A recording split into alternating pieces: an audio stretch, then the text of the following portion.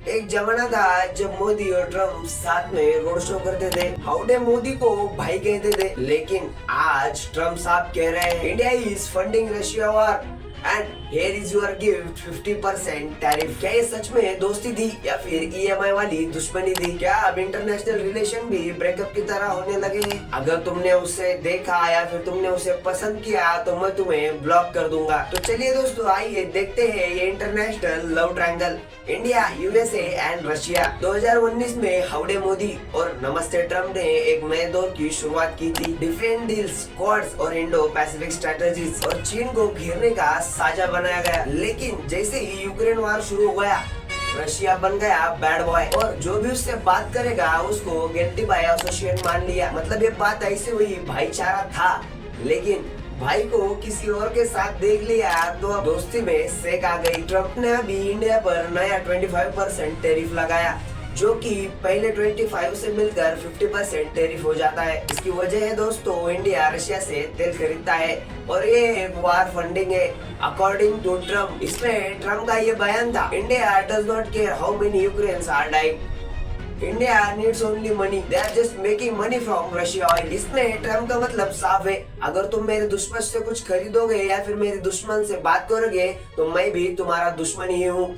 लेकिन वैसे अगर देखा जाए दोस्तों तो ट्रम्प भी रशिया से बहुत सारा तेल खरीदता है। लेकिन जब ट्रम्प ने हमें रशिया से तेल लेना बंद करने को कहा तो जितने दिन मोदी जी चुप थे तब बहुत से यूट्यूबर ने उन पे सवाल उठाए। लेकिन मोदी जी ने अपना सही या फिर हमारे जो सांसद है उन्होंने मिलकर एक फैसला लिया, हम रशिया से तेल लेना बंद नहीं करेंगे, चाहे जिसको जो कर ले, टैरिफ लगाए या फिर कुछ भी कर ले, क्योंकि ये हमारी इंडिया के ग्रोथ के लिए सबसे बड़ी अमाउंट है।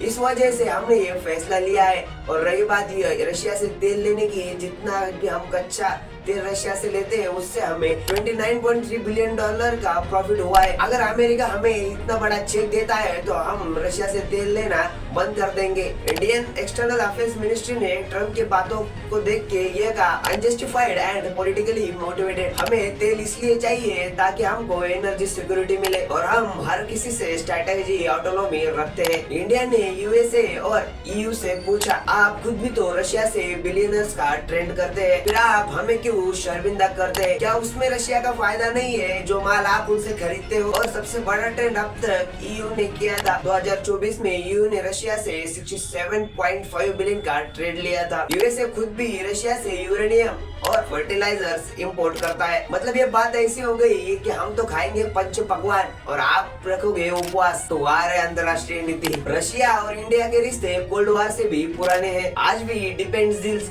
ऑयल इंपोर्ट और अब नया गेम चेंजर चेन्नई व्लादिवोस्टॉक, जिससे जो रशिया से तेल आने में 40 दिन लगते थे अब सिर्फ लगेंगे 24 दिन। मतलब इंपोर्ट और भी फास्ट हो जाएगा। जब एक दोस्त आपको पेट्रोल सस्ता दे, ईएमआई पर S-400 मिसाइल दे और शिपिंग रूट भी खोल दे तो आप भी यही कहेंगे यही है मेरा भाई। और जिससे इंडिया को फायदा हो रहा होगा वो इंडिया का दुश्मन कभी हो ही नहीं सकता है।